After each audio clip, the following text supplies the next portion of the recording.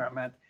Yeah, you got to give me a heads up before I sip my coffee. Otherwise, it'll be spit all over the screen. What do you mean you don't feel like going? That's why he doesn't use his camera. He spits out on his camera all the We, time. so we have those CD Tech like summits close by. I like those Oh, too. They're cool. They're like 100 or so vendors. I don't know, maybe 80. I can drive there, stay overnight, drive home. yeah, but Yeah, but you're not there. we don't get to hang out at the rooftop And or the that's part bowling of the alley. reason why I don't go to CD anymore. It's very Actually, dangerous. Nice finally had a nice party this year. Yeah. I hear actually Paul left. Oh well, It was left is being a little bit kind. yeah, okay. Stormed out. um, no, it. Well, I guess we can go back and call it Elon nowadays. Yeah, that's right. Yeah, yeah. I guess they finally figured out. Whoops! What did we do? Yep. I hear you. All right, I think we should go ahead and get started. It Yeah, is we're 7:01. I recording think this. Just an well, FYI. that's fine. All right, guys. Hopefully, thanks for joining. I'm still sipping on my morning coffee. You guys, some of you are probably prepared to go to lunch soon. There has been a lot of requests for, hey, what's this? What do we do with the Magic Cube? How do we work with it? So I'm going to do a couple of things today, and I'm going to try to make it as we'll see if I don't think we'll use the full hour, but you never know with these things. So I wanted to go through and reintroduce the Magic Cube, show you guys how it works, and then we have a really, really cool integration with Ubiquiti, and I think you guys will like it. And maybe we'll throw in a little surprise towards the end with Ubiquiti. So let me go ahead and get started. I will share my screen. I'm going to share my full screen, and then I'll be switching back and forth. Let me just share my entire screen. So, and that way there's no. And so if you guys see something strange, please pop up on my screen. Do forgive me for that. So we did this really cool drawing of the Magic Cube. Let me just explain quickly what the Magic Cube does. I know some of you have already been using it. So we came up with a Magic Cube as a centerpiece to be able to talk to all these other control systems where we have. My screen is visible, right, to you guys? Yep. Okay, perfect. And this is not a fancy presentation or anything. It's a Microsoft Word document. So, but the idea of the Magic Cube is that it is a central connector, because you have a lot of control systems, and a lot of you guys are Elon guys, but we have Control 4, and we're currently onboarding Savant, and we have this other operating system, the Builder operating system as well. And a lot of these devices cannot talk to a lot of sub-devices that are out there on the market, and or you have to wait for manufacturer drivers, or you have to wait for, other guys to make drivers for it. What we came up with this little device that uses an open source. It uses Home Assistant, and we've created our own little API module on here. And the API module helps us talk to a lot of subparts. So we talk to Home Assistant. We also have a Z-Wave engine. We have a Connect engine. We have a Zigbee engine. We actually have our own cloud. We have Modbus. And all these devices, all these protocols help us talk to literally over tens of thousands of devices. And I know the number seems exaggerated, but it really is not. And that's because the open source community has managed to actually create that many drivers. There's over 3,000 developers in the open source community. Compared to my 4 developers and probably Elon's 2 developers, that's a lot of developers working on these systems. And so these are 3,000 guys and gals who are literally sitting there doing nothing but creating device drivers. And we leverage that power. We've created universal connectors that are sitting on Elon and Control 4 and Savant. And these universal drivers will talk to whatever device. Let's call it a lighting device. So we will translate that protocol to Elon. We will talk to Home Assistant or any other communication protocol, bring it in, so Elon only is interfacing with us. What that helps us do is that helps us onboard any light super fast, because this middle API will do all the translation. The good thing is that means in Elon, you don't have to keep updating your drivers. We just keep adding different brands and the drivers just keep working. And that's the beautiful thing about this, is it really cuts down the driver development cycle and the driver update cycle. So with that in mind, once you receive your Magic Cube, the first thing you want to do is you want to plug it in and you want to go to its web interface. Now, typically, if you're on the local network, all you have to do is type in Magic Cube aura.local, and that will bring up the dashboard of the Magic Cube. So it's a basic dashboard. It's really nothing fancy. It gives you a little bit of the health. It gives you whether your system is updated or not. There is a feature where you can lock the system so that whenever I push updates on the back end, you don't see them. Now, we use, like I said, we use Home Assistant on the back end, and we use another operating system, a very popular operating system called Diet Pi, and we use that on the back end. Now, What is it called? Diet Pi. Okay. Again, they're both open source. This is the operating system that we use. Was designed back in 1995 and never changed. But it's a great operating system. It's a very bare bone operating system. We work with them directly, and we come up with versions that work specifically on our hardware. Now, these versions may not always be their published versions. These are the versions that work for us. So before I push an update to your system, and we do push an update to your system, by the way, every couple of months, I would say I push an update. You don't need to worry about that. We manage it on the back end.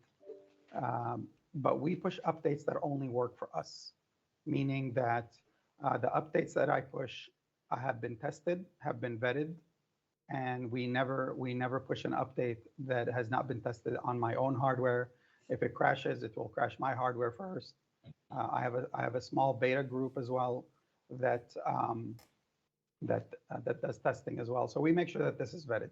So we manage all that for you. So I know some of you hear the word Home Assistant and think, wow, this is a huge operating. This is Home Assistant is a huge group.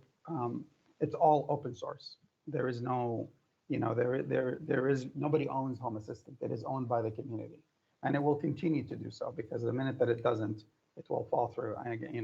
And so to date, they have 3,300 official integrations and probably another 8,000 that are unofficial. And by the way, we use a lot of the unofficial ones. Like we use the Carrier, Train, all those are unofficial, but they work solid because, again, the people who program them are on top of it. And most people who program this are actually users themselves. So they have a vetted interest in making sure this stuff works. So once you get in here, the first thing you want to do is if your system is not registered, it will prompt you to register it. Actually, I think I have a system here that is not registered. Let me just go to that instead. Okay. So this is just another system. So if it's not registered, it will ask you to register it. Please register it, add your name, your email, whatever the project is. Do not add a token. A token has already been added.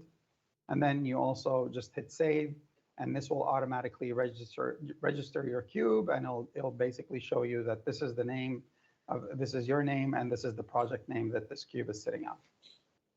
So with that in mind, there's various subsystems here that if you ever need to, give the system a restart, and then the username and password is done through Elon.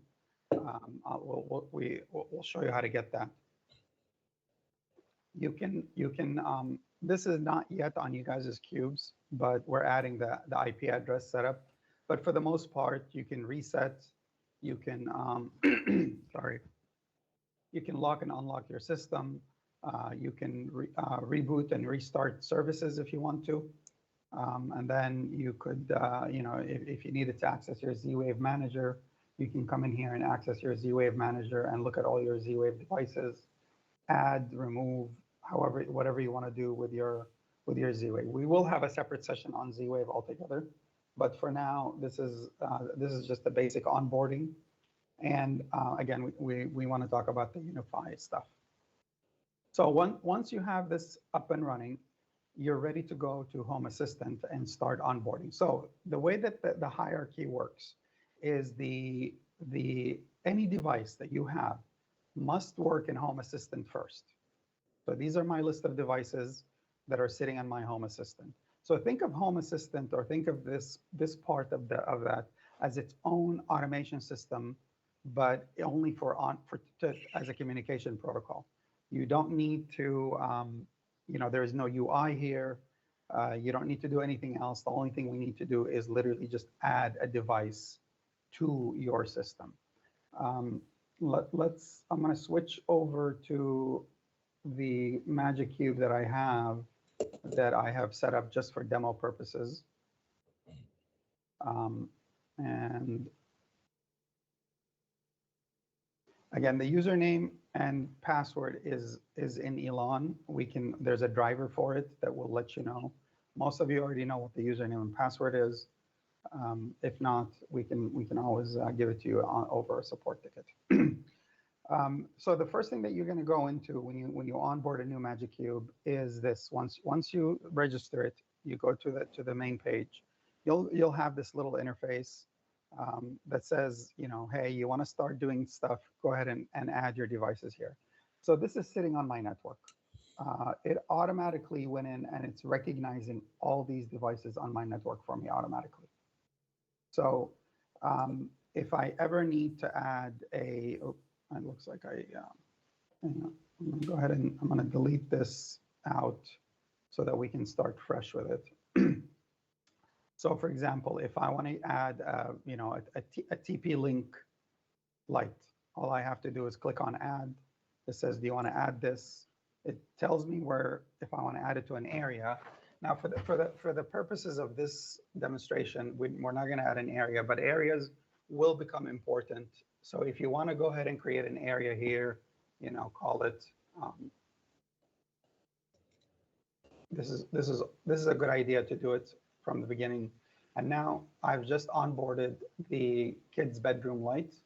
I can turn it on and off as needed. And then this is ready to be integrated into Elan. That's how easy it is to integrate something into Elan. Let's say that I have a W-LED light here, which is an LED strip. Again, discovered.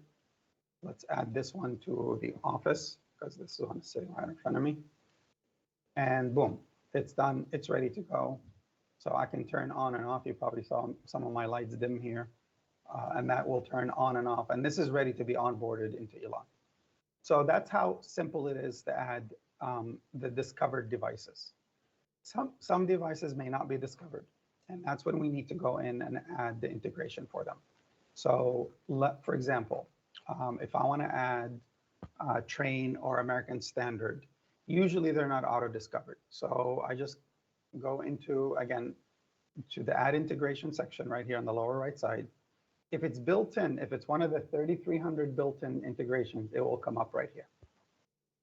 So if I add, so Train is under American Standard, we can add that.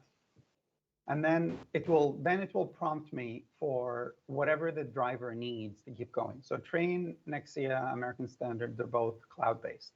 So I'll need a username and password.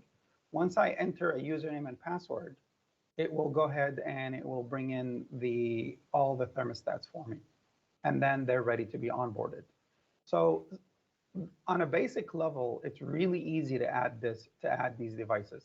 If I want to add my Lutron device, I can add it here. If I want to add all my LifeX, again, tons and tons, you'd be surprised what this thing can find.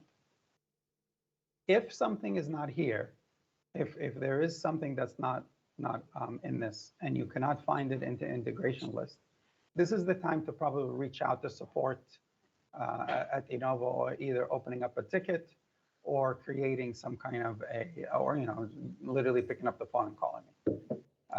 We have this other module that's called Hacks right here. Hacks is a community vetted app store. And if you click on that, if you search for, pretty much these are the top integrations. If you go by a Medea split AC, it's right here. If you get any Xiaomi devices from AliExpress, most likely they're right here. I mean, the amount of integrations here, if you have a Daikin, a lot of people are starting to use these Daikin split ACs. They're all part of this one. So it takes a little bit more to onboard the device, but once onboarded, it's a done deal. It's easy enough to do. Again, the goal is to get it from the discovered into the configured. That's the goal. And as you can tell here, it's, let me delete this. And then, now the trick after every time you add an integration, it's always a good idea to go into the restart and then just restart Home Assistant so that it gives it loads everything and everything becomes available. So we'll go ahead and restart it. It takes about anywhere between 2 to 3 minutes, depending on how many devices you have. This one will be fairly a quick restart. Once you're done with that, we're ready to move on to the next point, which is, how do we onboard this into Elon, right? So let's go to my little machine here that I can burn all the time. So the first thing that you want to do obviously is, so most of our drivers. So now we want to install the drivers. By the way, the input, the driver to get the Magic Cube information is an input-output driver, and you create it's called the Magic Cube info. You install it here, or you install it from your list of drivers, and that will give you the password, and it will discover the. So if you do the Magic Cube info here, and install that in. Elon, don't fail me now. So once you can discover the Magic Cube,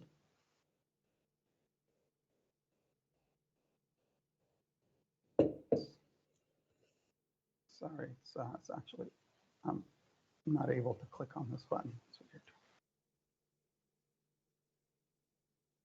weird. All right, here we go. So once you do that, it discovers your Magic Cube. It will give you the MAC address. It will give you the external IP address. It will give you all the information, and you click on this called Magic Reveal. It will reveal for you the username and password. This is also probably a good place to create some event maps, because we give you the temperature, the percentage available. We also let you know if there's any updates that are needed. So you can definitely create these in here as well. So this is probably one of the first drivers you want to install.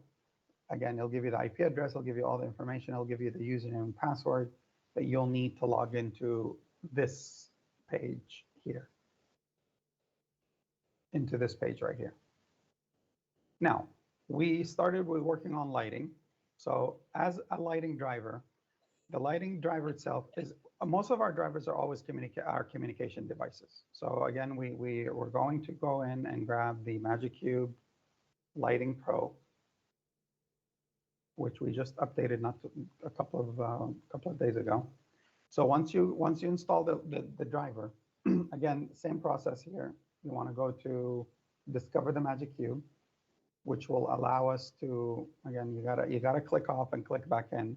And here's the IP address. We have no error messages, so this is good to go. Now, under platform is what I'm going to install. So let's say that, actually, I want to manually add in the new one that I just used.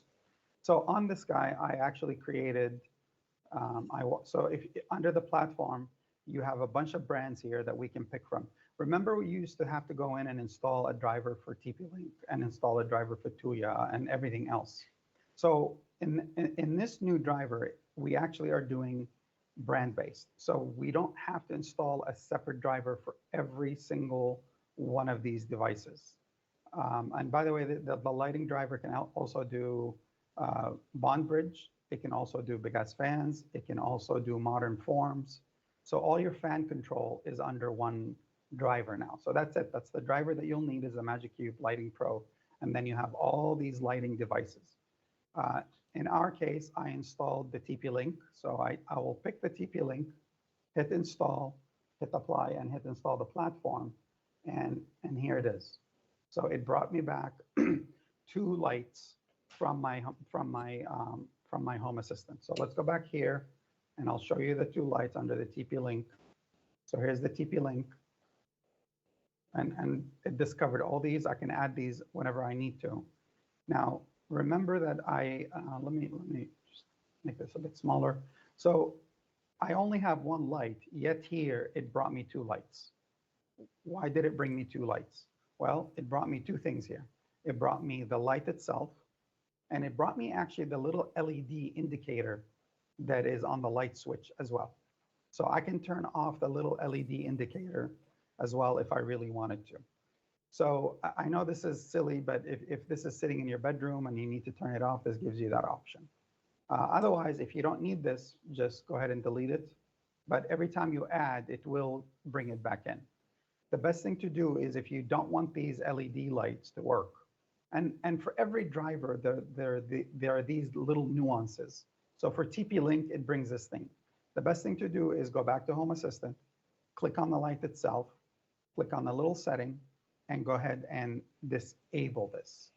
If there's a light that's disabled in Home Assistant, we will not bring it into Elan. So that's the best way to get rid of these little things that show up that normally we don't really deal with in the Elan or Control4 world at all. So again, if it's disabled here, we will not bring it in. And that's how easy it is. Let's say that I on the system, I also have this other light called WLED, which is a great system for LED control. So this is an RGB light. Again, these are the lights sitting in front of me on the desk, so they're great. So this is a brand called WLED. So again, once in here, I don't need to install another driver. I just go in and I pick WLED. And if it's not on the list, we can still install it. You'll just have to contact us to put in, we need this variable called other platform. And it's a very, very specific variable.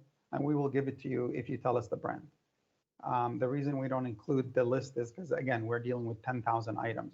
It's almost going to be impossible to upkeep that list. So again, to install WLED, I just choose platform and I hit install.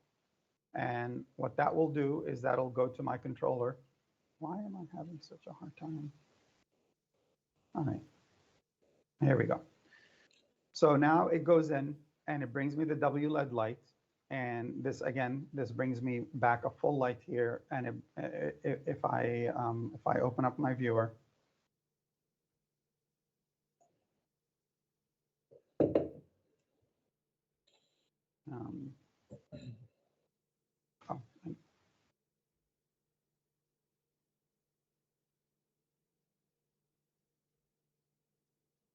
why am I having?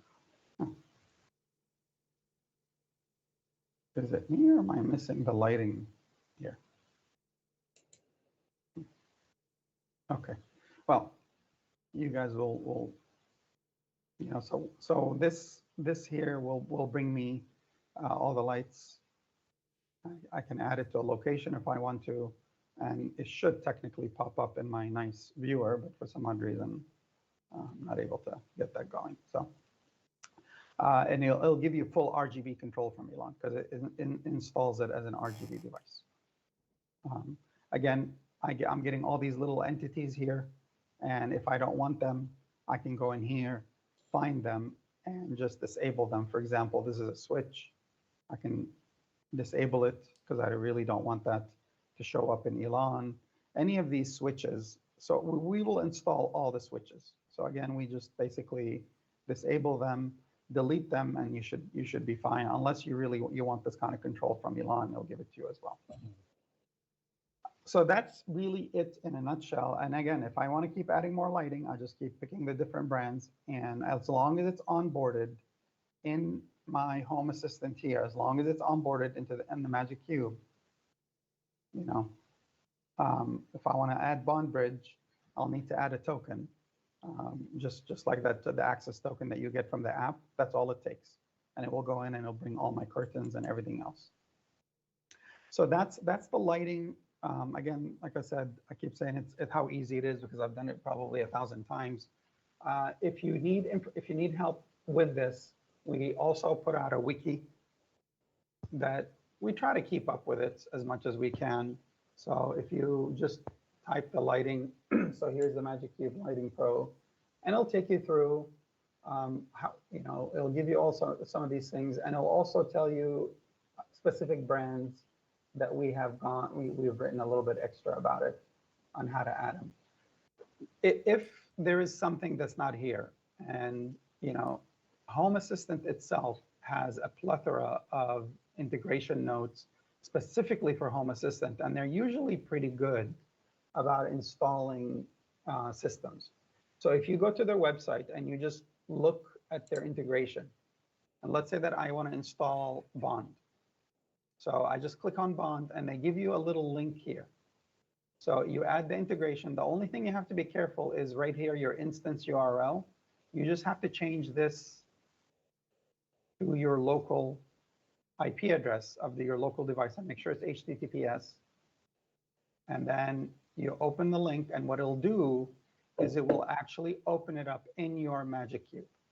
And I'll tell you, do you want to set up Bond? And you say, okay, and it'll take you through. So that's if something is not auto-discovered, it should take you through, and it will give you, it'll prompt you to add the token and what have you. So this is always an option to go to, again, the Home Assistant website, look at integrations, and you could see the amount of integrations here is just absolutely insane with the number of integrations that you can add.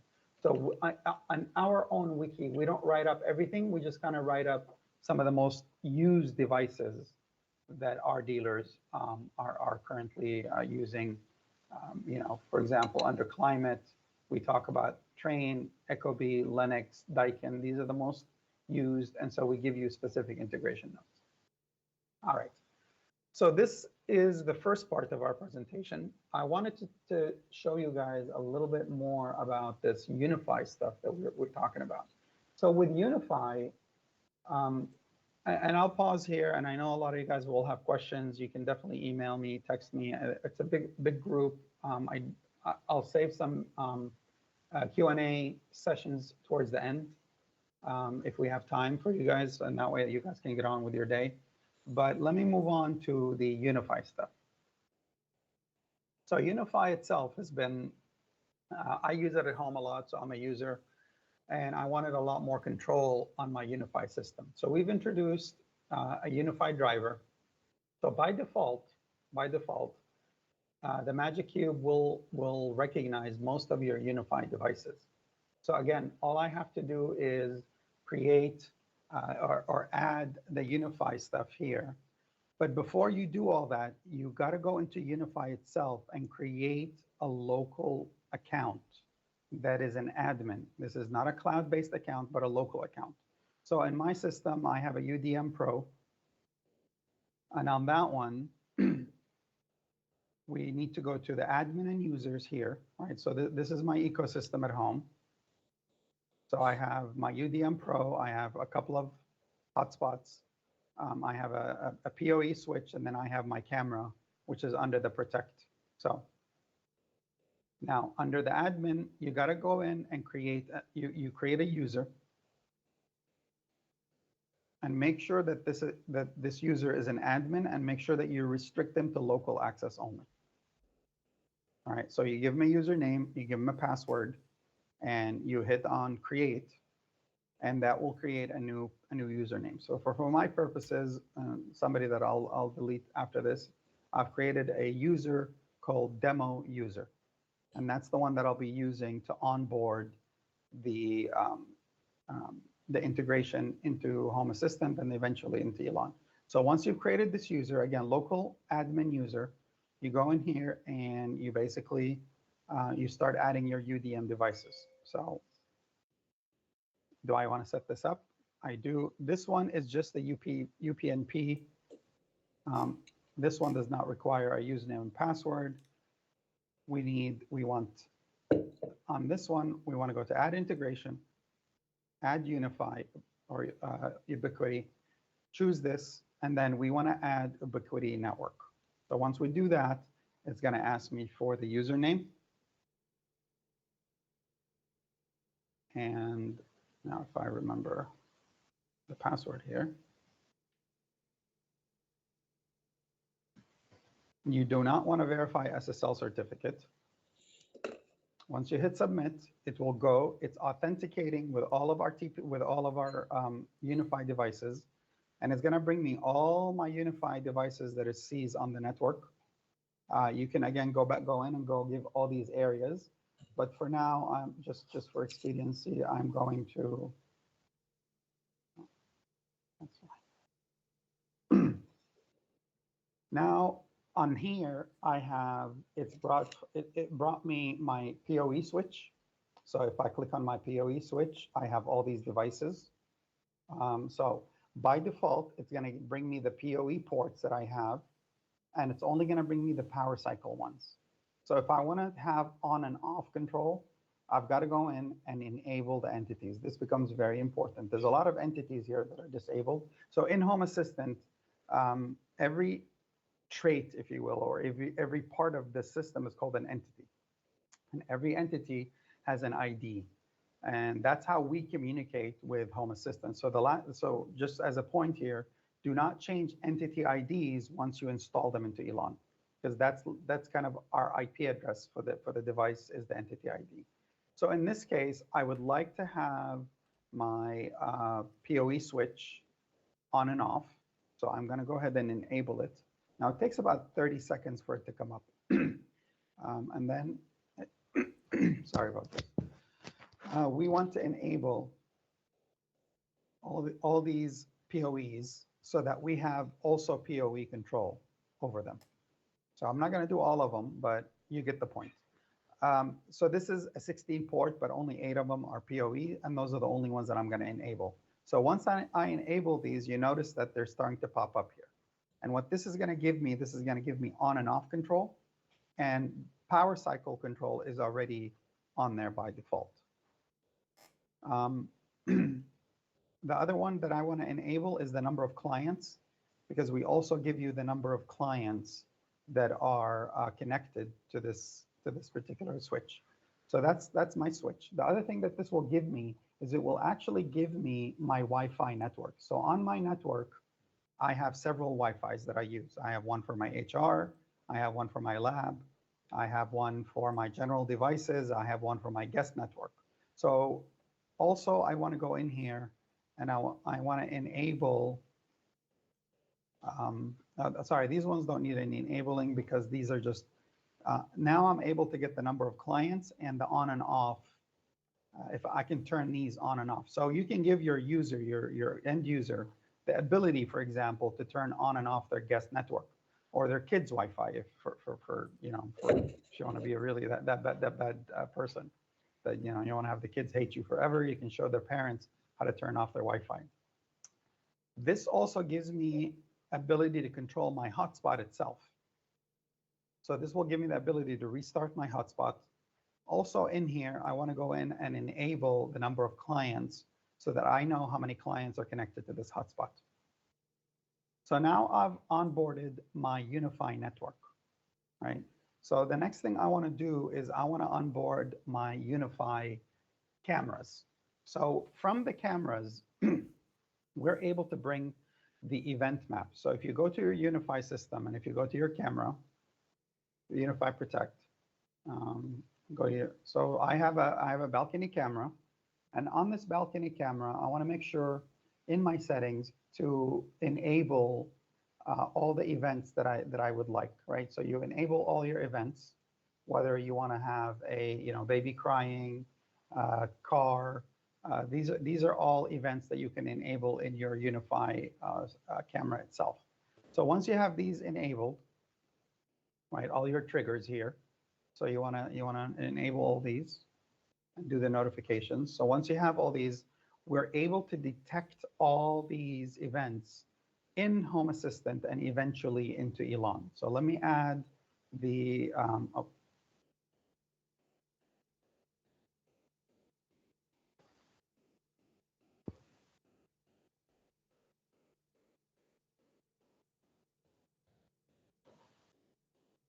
okay.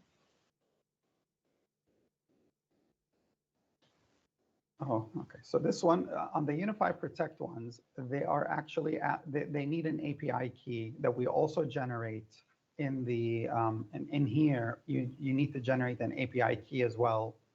That's an extra step for protection of cameras. So I'll just, for the sake of time, I'll go to the one that I already have set up on my own home system. And so this is my UniFi system here. This is all my network. And this will also bring me my UniFi camera as well. And that way we're able to bring it into nice and bring in all the event maps from the UniFi cameras. Where is my front door or my balcony? Okay. Oh, sorry. So here's my UniFi balcony camera. I've already onboarded it. Now, again, same thing. You want to make sure you want to go in here, and if the entity is disabled, if you care about it, if that's what you want to detect, go ahead and enable it. I'll link the way to get the tokens, by the way, in the presentation and the integration notes. I actually think it's already there, but you know, these are all other entities that you can enable. We probably should enable the object detected and maybe audio object detected as well. Okay. So once we do this, once we have it enabled, and again, this is bringing me the camera as well. This is bringing me the live stream. And I know some of you are going to ask, are we going to be able to bring in the live stream into Elan? And the answer to that is yes, but that is definitely something that we probably will run out of time today for it. But I'll show you a new feature on the Magic Cube that will allow you to bring in many cameras into the Elan as an RTSP stream. Now, obviously, it's never going to be native, but it will be an RTSP stream. So once we have this, once we have everything integrated, all we need to do is, again, jump back into Elan. And this is under Utilities. All we have to do is install the Magic Cube UniFi Pro. And again, we just released this driver. It's available on our website.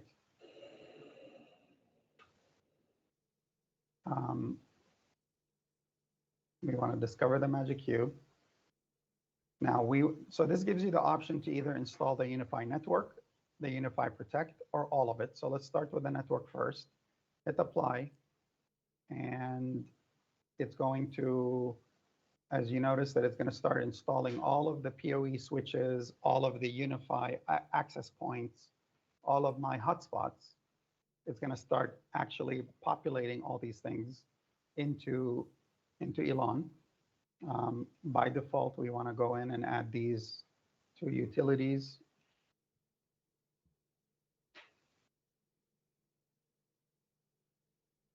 And here we are. So for example, this is my bedroom hotspot. It gives me the state, how many devices are connected to it. I hope to God that these are not people connected to it. And it gives me the option to restart it. Now, of course, you may not want to give this to your customer. You know, you may not want to give them the option to restart this. And you guys, I mean, but you can go in and just literally go in here. This is the restart function.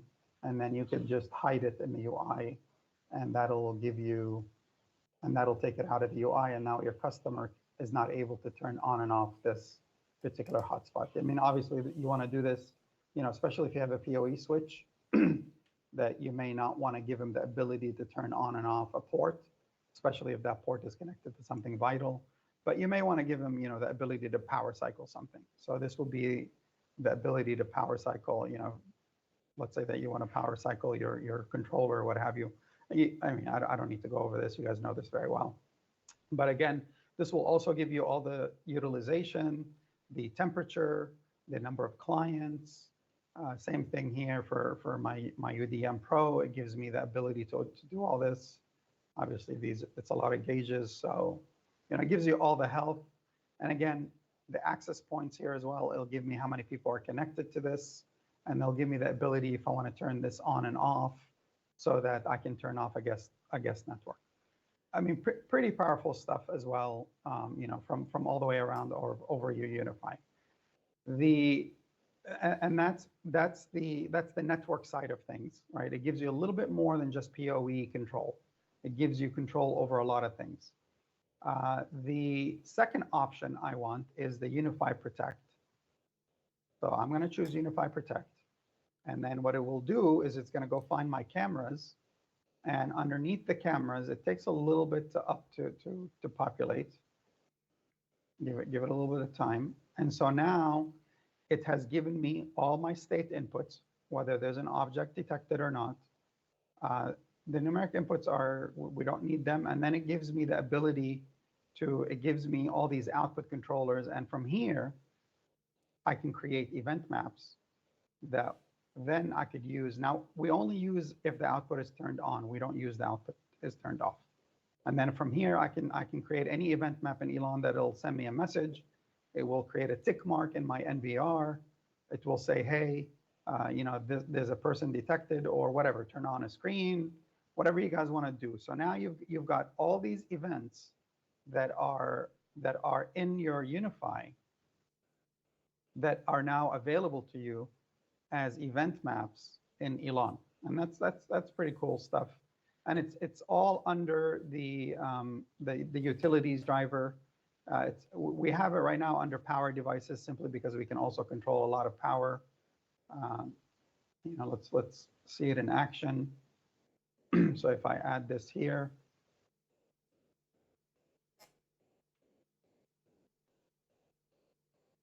get out, get back in. And here's my balcony camera. As you can tell, I'm able to, there's no alarms detected. I can turn on and off any of these detections. And again, this is pretty cool to give your customer. That way you don't need to give them access to the UniFi app. They don't need to be able to log into the back end. They can just do all this from Elon. Let's say that there is something that they want to ignore. There's too many little animals running around and they just want to turn that off. You can turn that off in here, and you'll notice that it will, in your alarm panel here, it will turn it off, and it obviously will turn it off into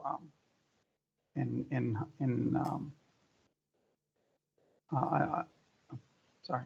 That's what happens when you have too many queues. It'll turn it off as well in the Home Assistant as well here. So if you notice which one, I don't even remember what I turned off, but it was the animal. So you notice that the animal here detected is turned off. One of these. So that's how you can control all this again. And if you don't want to give your user access to this, you just do that out of Elon. You go into Elon, you go into your camera, you go to your output, and let's say that you don't want this, you don't want to give them this, just hide it. And that'll hide it from the interface. All right, so I think we managed to do that, connect everything up. I know some of you are asking me about cameras. Can we bring cameras in? So there's an update coming to the Magic Cube, and this is something that you're going to have to reach out to us, because there's so many different cameras, so many different models and each one has its own little intricacies and little settings. But in general, we are able to bring in basically almost any camera that you can onboard into the Magic Cube itself. We have so if I go in here, and again, this is a module that will be available using the latest updates, and something that you will need to reach out to work with us. So for example, in this here, I have all of my cameras ready to go. This gives me this is my high res balcony camera, and this is reading directly from UniFi. So now we're able to bring it in. Um, I'm able to bring in my door, nope, too many requests. Okay, so Google Nest has been a hit and miss simply because Google themselves put a lot of limits on how many times that we can ask for it. And it times out every 5 minutes. So if you have a Google Nest Hello doorbell, it works, but we have to dial this down. I've been testing with it a lot, so I'm getting too many requests, and I'm not able to pull in the doorbell. But usually it will bring it in if the usage is low. It's again, Google also times out the video stream every 5 minutes, so you can't really stream it as well either. So we gotta be careful with all this stuff. In here, we can go in and in Elon connect. Actually, it's not on here. Sorry, wrong controller.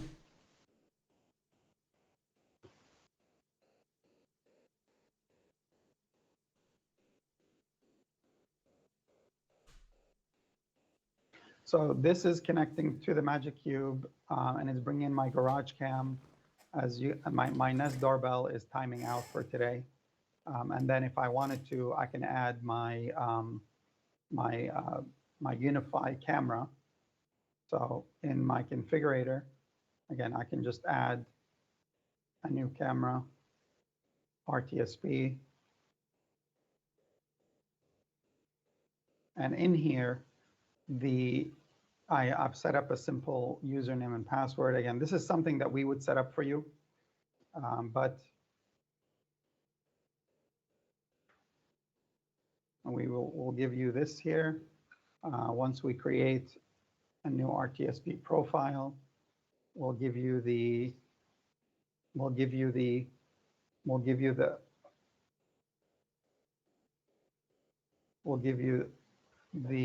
sorry guys, a little distraction here. We'll need to give you the stream, and the stream link, we have it, I know, and don't be scared of this. This is what we do for you on the back end. So the name of this stream here is the UniFi G4. So we'll go in here and we'll just call this UniFi G4, and that's it. And now this should bring in the stream itself from my UniFi camera. And it did, sure enough, it did bring it here. Where is my,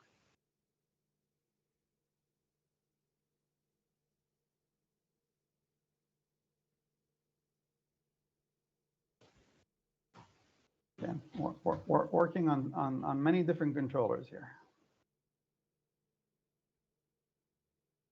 And so here's my balcony cam that I just brought in from my Magic Cube. So this is going from the camera to the UDM Pro NVR that I have, back out to the Magic Cube, back out to Elon, and using all this using RTSP streams. And again, I remember I also have control of the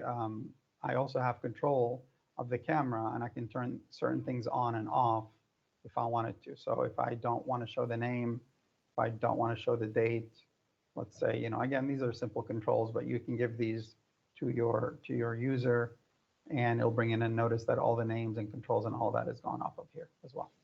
So that's pretty cool. For those of you who have this works with a doorbell. You can bring both of your cameras, and UniFi is pretty solid about coming in very fast.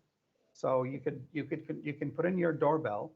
You can in the configurator, the doorbell will show up again here, and it will show up with all the Ring doorbell, and somebody just pushed the bell and what have you.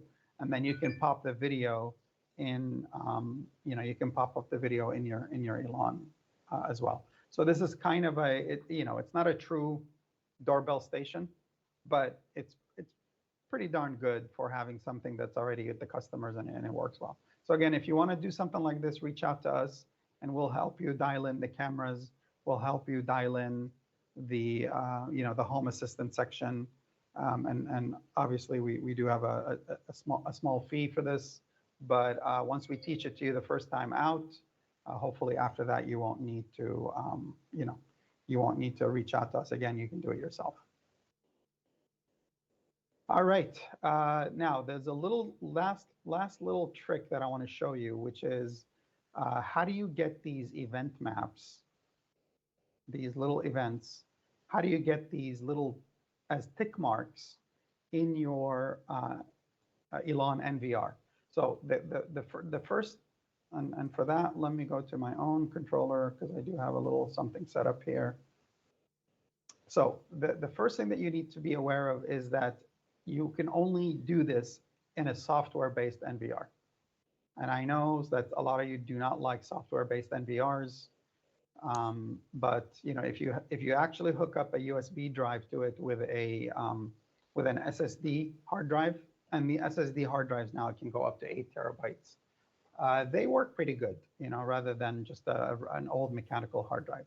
So set up your NVR as you normally would, right? Here you can bring in that now. You can bring in your cameras, and on your SC300 or 350, you can bring up 4, and on any other extender like an SC150, you can bring up an additional 8, provided that you have the license. So once you do this, you create your custom events, right? So here's a person detected, car detected, wife's home, girlfriend is in the driveway. Whatever you need to do, whatever needs to get your day going. From there, you go to the utilities, you go to your cameras, you go to your output controllers. And so let's say that you have a person detected, you can create an event map for them. And then you create the event map. And then here, you basically create, you have the NVR, you have the onboard, and then you basically just tick, you want to send a message to the garage cam, and you want to send person detected. And this will put those little pink tick marks in your NVR when you're viewing the NVR, so that you know that an event happened. And again, this is from any camera that you have on your network. So you can easily do that with the NVR. Nice little trick. Again, that gives you all those nice little tick marks on your NVR, knowing that an event happened. And that's how you can. That's a little trick of how you can bring them in into from any video stream. Really, it doesn't have to be from us. For example, my garage cam here. This is a little cheapy Sonoff camera. It's literally cost me $30, and now I can get a lot of things from it as well, using just kind of these little tricks. All right, I managed to get through this, and I managed to have to leave 7 minutes of time. Hopefully, I didn't bore you guys too much. We will have this recorded, and I will have I will make it available for you. And I think I'm not sure if we can do the transcript for it, but we'll try. But again, the wiki is available online. You can definitely take a look and follow the instructions. I know some of you guys have to go. I'm available for questions. If you guys want me to show you anything, I'll stick around as long as you guys need me to. I literally have nothing else going on in my life. So you tell me. I have a couple questions, if that's okay. I knew you would, Chris, but that's what I love about you. I have 5. Is that okay? Shoot, man. And yeah, easy peasy 5. Is the cube a heavy lift on a controller? Can we use it with a 150? Do we have to have a 350? Actually, you know what, Chris? People might think that I gave you these questions to ask me, because that's a great question, man. I'm going to be a politician, but that is the greatest question. No. So the cube actually lifts a lot of the heavy lifting off of the controller. So if it does anything, it actually will make your controller a lot more efficient, simply because so the cube has got a 4-core processor. It's got 4 gigs of RAM and a 32 gigabyte SSD. We don't skimp on internal components. Okay. So it's really fast. If you have a lot of devices, it's a great way to offload the devices. It has no problems handling camera streams. It will do all the translation for you. Then you can pipe that into Elon. So it actually, I use it a lot to offload some of the pressure off of an SC150 or 300 or 350. Okay. It's a great companion. Through Thank you for the question. Your check is in the mail. through the Discovery tab, can we tunnel in remotely? Oh yeah, so we'll do another, I'm gonna start doing a lot of these guest series and these tutorials as we go.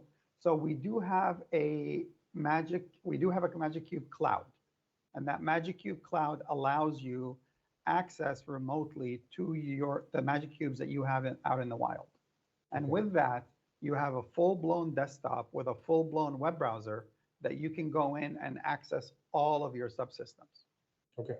So I know Elon is great, but for example, from Elon, you cannot get to the Magic Cube because the Magic Cube, number one, runs on port 8123, and number two, it runs on HTTPS protocol.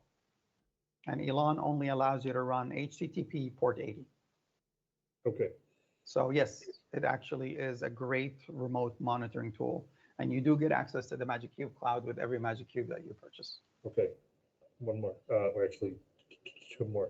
Go for it. Say, for example, if we do Lutron, why do we want to use the cube as opposed to the actual native embedded driver? And again, so Lutron itself, Elon does great. They're a platinum partner with Lutron, and they have a great integration. Some of the stuff that I have that I needed for my system was, so I have all these little Picos that are Lutron. I buy casitas, and I have little Picos, and I use them all over the house. But I don't use them just for Lutron lighting. So I go through the Magic Cube Lutron Pico, which then listens to any Lutron key press, and then I can do anything that I want to do with it. Okay. So I know in the past that was not an availability in Elon, but now with the Magic Cube, we can listen into any one of the Lutron Picos, the 2-button, 3-button, 4-button, or 5-button. And then we can take those and then give them to you as an event map, which then you could use to trigger anything. So I'll give you a weird example. My garage door opener here after the MyQ debacle is an Aladdin Genie garage door opener.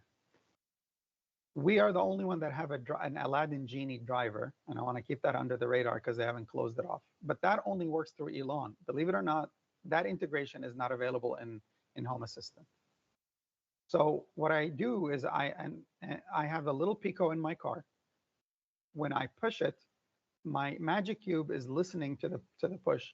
Then it's sending it to an Elon as an event map. Then Elon is actually opening up my garage door. Okay.